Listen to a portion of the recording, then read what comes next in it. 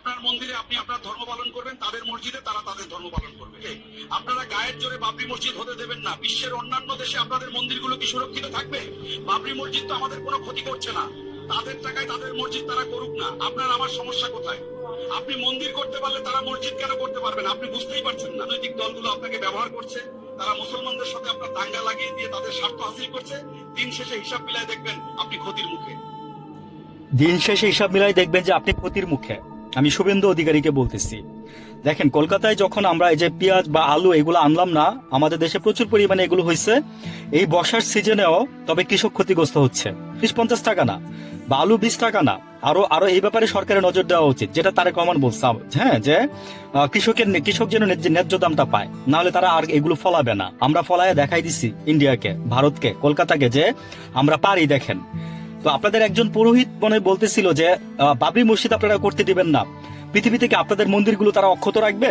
তো রোশানল করে কেউ আপনাদের মন্দির ভাঙতে যায় নাই, বরং আপনাদের মন্দির আমরা পাহারা দিয়ে রাখছি। এগুলোর প্রমাণ বহু আছে, জুলাইয়ের পরে এগুলোর প্রমাণ আছে। বেশি দূর যাইতে হবে না, বেশি আগে যাইতে হবে না। আপনাদের পুরোহিত একজন বলতেছিল যে আপনার ধর্ম আপনি পালন করবেন, আমার ধর্ম আমি পালন করব, তাতে সমস্যা কোথায়? আপনার মসজিদে আপনি নামাজ পড়তে যাবেন, আমার মন্দিরে আমি পূজা দিতে যাব, আমরা তো সেটাই বলি। এখন ভালোটা করে যান, সারা দিন আপনাদের গুণগান গেয়ে যাব, সারা দিন রাত আপনাদের গুণগান গেয়ে যাব, কোনো সমস্যা নাই। আমার কথা হচ্ছে যে গরিব মানুষকে ভালো রাখেন। গরিব মানুষ এখনো রাস্তায় বসে ভাত খায়, আপনারা জানেন। মন্ত্রী এমপিরা, আমাদের দেশের বাংলাদেশের মন্ত্রী এমপিদেরকে বলতেছি, আপনারা প্লিজ দয়া করে রাস্তায় বেরোয়েন রাতের বেলা, আল্লাহর রাস্তায়। আগে যে বেরোইতো, বাচ্চারা বেরোইতো না, এরকম বেরোয়েন।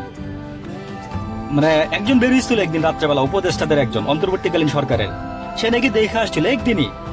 আবার সে রাত্রেবেলা মনে করেন যে আপনার যে হাঁসের মাংস খাওয়ার জন্য বের হয়। এনিওয়ে, একটু মজা করলাম, সত্যি ঘটনা যদিও। তো আপনারা মন্ত্রী এমপি যারা আছেন না, তারা একটু বেরোবেন রাত্রেবেলা, তারা একটু বেরোয় দেখবেন। তারেক রহমান সাহেব রামিসার বাসায় গেছে, আমি খুবই খুশি হয়েছি।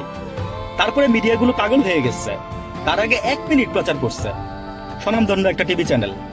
রামিসার মতো এরকম বাচ্চারা বহু আছে যে এরকম হচ্ছে। রামিসার ঘটনাটা আসছে কেন জানেন? এটা ঢাকা সিটির ভিতরে।